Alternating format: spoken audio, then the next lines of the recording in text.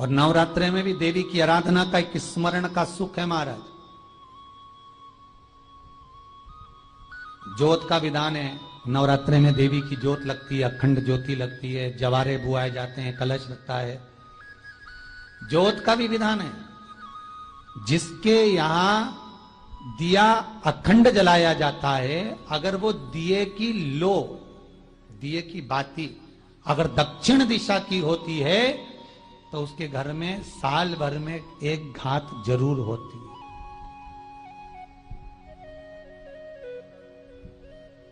जो दिया अखंड जलता है उसकी बाती का मुख दक्षिण का नहीं होना चाहिए।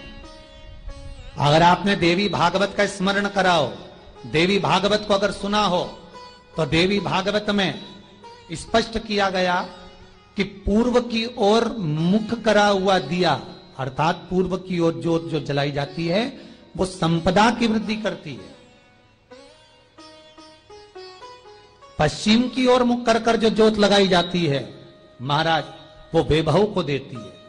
और उत्तर की ओर जो मुख कर कर ज्योत जलाई जाती है, उत्तर की ओर जो ज्योत का मुख रहता है वो आयु की वृद्धि करती है, घर में अकाल मौत को रोकती है।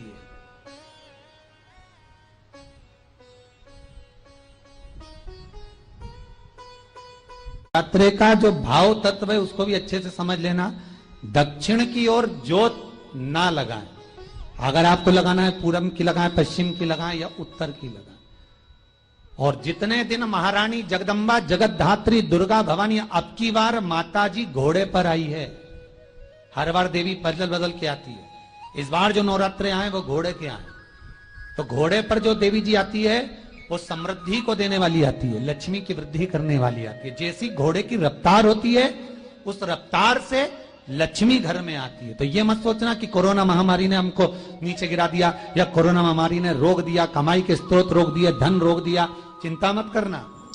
राधे राधे एवरीवन, जय माता दी, जय श्री कृष्णा, हर हर महादेव। दोस्तों, इस बार शारदीय नवरात्रि पर बहुत ही शुभ संयोग बन रहा है। तो देखिएगा दोस्तों, ये जो नवरात्रि है वो 3 अक्टूबर से शुरू हो रही हैं। इस बार नवरात्रि 7 नहीं 8 नहीं बल्कि पूरे 9 दिन तक मनाई जाएगी। यानी कि 9 दिन तक इस बार नवरात्रि होगी, यानी पूरे 9 दिन मिलने वाले हैं। वैष्णव माता का आशीर्वाद आपके ऊपर बना रहे। इस बार नवरात्रि पूरे 9 दिन तक चलेगी। ना तो एक भी दिन कम होगा, ना ही एक भी दिन आपका ज़्यादा होने वाला है। पूरे 9 दिन तक माता रानी की आपको पूजा करने का मौका मिलने वाला है। तो दोस्तों, आपको बता दें, जो नवरात्रि पूरे 9 दिन की पड़ती है बहुत ज़्यादा शुभ और मंगलकारी मानी जाती है। अत्यंत दुर्लभ होती है ऐसी नवरात्रि का पढ़ना। आपको बता दें, इस बार जो शारदीय नवरात्रि है वह 3 अक्टूबर गुरुवार से लेकर 11 अक्टूबर शुक्रवार तक रहने वाली है। यानी कि दुर्गा अष्टमी 10 अक्टूबर गुरुवार को मनाई जाएगी और नवमी जो है वो आपकी 11 अक्टूबर को रहेगी। 10वीं यानी दशहरा 12 अक्टूबर को मनाया जाएगा। और दोस्तों, 11 अक्टूबर को बड़ी श्रद्धा और भक्ति के साथ कन्या पूजन भी किया जाएगा। आप चाहें तो दुर्गा अष्टमी पर भी आप कन्या पूजन कर सकते हैं, जैसा भी आपके यहाँ होता हो। शारदीय नवरात्रि पर कलश स्थापना का जो शुभ मुहूर्त रहेगा वो 3 अक्टूबर को सुबह 6:01 से लेकर 7:02 तक रहेगा। साथ ही अगर आप अभिजीत शुभ मुहूर्त में करते हैं तो आपको 11:05 से लेकर दोपहर के 12:04 तक रहने वाला है ये मुहूर्त। 2 मुहूर्त आपको कलश स्थापना के लिए मिल रहे हैं। दोस्तों, नवरात्रि का जो पावन पर्व है माता दुर्गा को पूरी तरह से समर्पित होता है और नव दुर्गा को ही शक्ति की स्वरूपा कहा जाता है। इस संसार में शक्ति से बढ़कर कुछ और नहीं है। भगवान शंकर भी शक्ति के बिना निष्क्रिय हो जाते हैं, अर्थात मृत के समान माने जाते हैं। तो दोस्तों, इस वीडियो के माध्यम से आज हम बात करने वाले हैं कौन सी चीज़ें जो नवरात्रि के दिनों में आपको अपने घर में अवश्य लानी चाहिए। आप कौन से उपाय कर सकते हैं जिससे आपके जीवन की सभी परेशानियां दूर हो जाएंगी, आपके जीवन से गरीबी, दुख, तकलीफ सब खत्म हो जाएंगे और आपकी मनोकामनाएं भी पूरी होंगी। तो चलिए शुरू करते हैं वीडियो को। दोस्तों, अगर आपकी दुकान या धंधा बंद हो गया, पैसों की तंगी चल रही है, घर में लोग बीमार रहते हैं, आपस में किसी की नहीं बनती है, घर में लगातार लड़ाई झगड़े हो रहे हैं, शत्रु परेशान कर रहे हैं, पैसे आने के सारे रास्ते आपके बंद हो चुके हैं, पैसा आता तो है लेकिन रुकता नहीं है, यानी कि पैसों की कमी हमेशा ही आपको बनी रहती है। दिन भर मन में नकारात्मक विचार आते रहते हैं, शरीर में बहुत ज़्यादा आलस बना रहता है, घर में एक के बाद एक की मृत्यु हो रही है, घर काटने के लिए दौड़ता है। ऐसा अगर है तो आप इस वीडियो को ज़रूर देखें। नवरात्रि के पावन पर्व पर नवरात्रि के किसी भी दिन हम जो भी उपाय बताएंगे, अगर आपने इसे सच्चे मन से कर लिया तो आपको धनी बनने से कोई भी नहीं रोक पाएगा। न केवल आप धनवान बनेंगे बल्कि आपकी मनोकामनाएं भी पूरी होंगी। तो यहाँ पर हम बात करने वाले हैं उन 3 वृक्षों के बारे में जिनको छू लेने मात्र से आपकी इस नवरात्रि में हर मनोकामना पूरी होगी, जिसमें आपका पहले नंबर का वृक्ष आता है पीपल का वृक्ष। तो पीपल के वृक्ष के लिए आपको उपाय को करने के लिए क्या करना होगा, तो दोस्तों देखिए, नवरात्रि के किसी भी दिन शाम के समय पीपल के वृक्ष के पास आपको जाना है।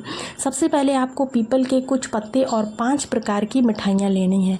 पीपल के कुछ पत्ते और 5 प्रकार की मिठाइयाँ ले लीजिए। इसके साथ एक तांबे का लोटा जिसमें जल लेकर पीपल के वृक्ष के पास जाएंगे। वहां पहुंचने के बाद आपको पीपल के वृक्ष के सामने हाथ जोड़कर अपनी सभी परेशानियों का वर्णन करना है। फिर पीपल की जड़ में तांबे के लोटे का जल चढ़ा देना है। जल चढ़ाते समय मन ही मन आपको अपनी मनोकामनाओं को दोहराना है। इसके बाद 5 प्रकार की जो मिठाई आप लेकर गए हैं वो पीपल के पेड़ के नीचे आपको अर्पित कर देनी है। ठीक है दोस्तों, इस तरह से आपको यह उपाय करना है। यह उपाय बहुत ही प्रभावशाली माना जाता है। ऐसा करने से माता लक्ष्मी और भगवान नारायण का आशीर्वाद आपको प्राप्त होता है। नवरात्रि के दिनों में यह उपाय करने से आपके जीवन की सभी समस्याएं, विशेष रूप से धन से संबंधित सभी समस्याएं जो हैं वो दूर हो जाएंगी। तो चलिए बात कर लेते हैं अब अपने दूसरे वृक्ष की तरफ। तो दूसरा जो वृक्ष है वो हमारा है समी का वृक्ष। समी का पौधा तो सभी के यहाँ ही होगा, जो भी शिवपुराण सुनते होंगे उनके यहाँ तो ज़रूर ही होगा। दूसरा दिव्य वृक्ष है समी का वृक्ष। समी के वृक्ष को हमारे धर्म में भी जगदम्बा का रूप माना जाता है। नवरात्रि के समय में समी के वृक्ष के नीचे दीप जलाने से व्यक्ति की सभी परेशानियां जो हैं वो दूर हो जाती हैं। तो आप लोगों को समी के वृक्ष के नीचे ज़रूर दीपक जलाना है। कैसे जलाना है इसके बारे में हम बात कर लेते हैं। नवरात्रि के किसी भी दिन संध्या काल में समी के वृक्ष के नीचे जाएं और वहाँ पर दीपक जलाना है। आप चाहें तो इस समय लाल चूड़ी भी समी के वृक्ष में बांध सकते हैं। लाल चूड़ी भी बांधने का महत्व होता है। यह उपाय विशेष रूप से उन लोगों को करना है जो सौभाग्य की प्राप्ति चाहते हैं और मनोकामनाओं की पूर्ति चाहते हैं। समी के वृक्ष की जड़ में सिंदूर चढ़ाने से व्यक्ति को आरोग्यता मिलती है। ठीक है, यदि परिवार का कोई सदस्य बीमार है तो 7 बार सिंदूर को समी की जड़ में डालने से रोग समाप्त हो जाता है। ठीक इसी प्रकार से हमारे और भी जो 3 प्रकार के वृक्ष हैं उनके बारे में यहाँ पर बात कर लेते हैं। उसके बाद तीसरा जो वृक्ष आता है वो आपका आता है बेल का पौधा। बेल का पौधा भी अक्सर सभी के यहाँ मिल जाएगा। पौधे की बात हो रही है, वृक्ष की बात नहीं हो रही, पौधा। स्कंद पुराण में कहा गया है कि बेल का जो पौधा होता है वो माता पार्वती के पसीने से उत्पन्न हुआ है, इसलिए इसे देवी पार्वती का स्वरूप माना जाता है। बेल के वृक्ष की पूजा नवरात्रि के दिनों में विशेष रूप से फलदायक मानी जाती है। बेल के वृक्ष के नीचे आपको कौन सा उपाय करना है, किस तरह से करना है, आगे देखते हैं। देखिएगा, नवरात्रि के दौरान बेल के वृक्ष के नीचे घी का दीपक जलाएं। इसके साथ ही यदि आप बेल के पत्तों पर जय माता दी लिखकर माता दुर्गा को अर्पित करते हैं तो आपकी सभी इच्छाएं पूरी होंगी। बेल के पत्ते पर आपको जय माता दी लिखना है। इसके अलावा बेल के वृक्ष की जड़ में सिंदूर और तांबे की कोई भी वस्तु चढ़ाने से व्यक्ति की सभी समस्याएं दूर हो जाती हैं। बेल के वृक्ष को छूने से आपकी थकान और सुस्ती भी समाप्त हो जाती है। बढ़ते हैं अगले वृक्ष की तरफ जो है पारिजात का वृक्ष। पारिजात का जो वृक्ष है वो हमारा चौथे नंबर का वृक्ष है, यानी पारिजात का वृक्ष। ये वृक्ष जो है समुद्र मंथन से उत्पन्न हुआ था और इसे लक्ष्मी का स्वरूप माना जाता है। पारिजात के वृक्ष को छूने से शरीर की थकान हो, पीड़ा हो, कमज़ोरी हो, तीनों चीज़ें आपकी समाप्त हो जाती हैं। नवरात्रि के समय इस वृक्ष के नीचे घी का दीपक जलाने और सिंदूर चढ़ाने से सभी इच्छाएं पूरी होती हैं। पारिजात के वृक्ष की पूजा से लक्ष्मी जी की कृपा जो है बहुत ज़्यादा प्राप्त होती है और सभी प्रकार के आपके ग्रह दोष एवं अन्य परेशानियां जो होती हैं वो आपकी समाप्त हो जाती हैं। लक्ष्मी की कृपा से व्यक्ति के जीवन में समृद्धि आती है और धन धान्य की कमी भी आपकी दूर हो जाती है। इसके साथ ही दोस्तों हम यहाँ पर एक उपाय की बात करने वाले हैं। दोस्तों ये उपाय रविवार को छोड़कर किसी भी दिन कर सकते हैं। जी हाँ दोस्तों, नवरात्रि के रविवार वाले दिन को छोड़कर आप इस उपाय को कर लीजिए। यह उपाय बहुत ही अच्छा है, मनोकामना पूर्ति के लिए बहुत ही ज़्यादा पावरफुल है। इस उपाय से अच्छा लाभ भी देखने को मिला है। कई लोग तो महाधनी और करोड़पति भी बन चुके हैं। बस आपको यही 5 प्रकार की मिठाइयों का चयन करना है जो नॉर्मल करने की किसी भी दुकान पर आपको मिल जाएंगी। कोई भी 5 प्रकार की आप मिठाई ले सकते हैं। अगर यह 5 प्रकार की मिठाई आप नहीं ले पा रहे हैं तो फिर आपको क्या करना है, तो फिर आप गुड़ ले लीजिए या फिर आपको शक्कर ले लेना है। गुड़ शक्कर तो सभी के घर में मिल जाएगी। इस प्रकार से 5 प्रकार की कुछ मीठी चीज़ें लेकर आप ये उपाय बिल्कुल कर सकते हैं। बिल्कुल ही ये लाभकारी साबित होगा। तो यह उपाय अवश्य करना, आपकी गरीबी मिट जाएगी, निर्धनता मिट जाएगी। नवरात्रि के समय में ही ये उपाय करना है, बहुत ही ज़्यादा फलदायी होगा। तो चलिए उपाय की बात कर लेते हैं, कैसे करना है, क्या उपाय करना है। तो आपको करना क्या है, आपको 5 प्रकार की मिठाई लेनी, 1 पीपल का पत्ता लेना और 1 लोटा तावे का जल लेना है। पीपल के पेड़ के पास पहुंच जाना है। पीपल के पेड़ के पास जाने के बाद आपको पीपल देवता से हाथ जोड़कर विनती करनी है और उसमें जल में सबसे पहले आपको जो जल लेकर गए वो पीपल के वृक्ष के नीचे जड़ में डालना है। जड़ में डालते समय आपको अपनी मनोकामना भी बोलते जाना है और मनोकामना बोलने के बाद आपको जो 5 प्रकार की मिठाई ली है आपको वो भी पीपल के जड़ में आपको उसी पत्ते सहित रख देनी, यानी कि जो पत्ता है ना पीपल का लेके गए उस पत्ते सहित रख दीजिए। दोस्तों अगर आपने इतना छोटा सा उपाय कर लिया तो आपको बहुत ही ज़्यादा लाभ देखने को मिलेगा।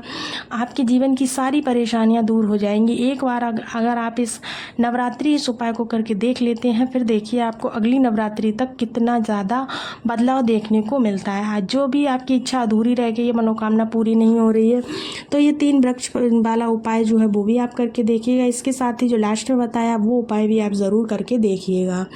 तो दोस्तों कैसी लगी आज की वीडियो कमेंट्स बॉक्स में ज़रूर बताइएगा। मिलते हैं अगले वीडियो में, तब तक के लिए जय माता दी, राधे राधे, श्री शिवाय नमस्तुभ्याम, हर हर महादेव।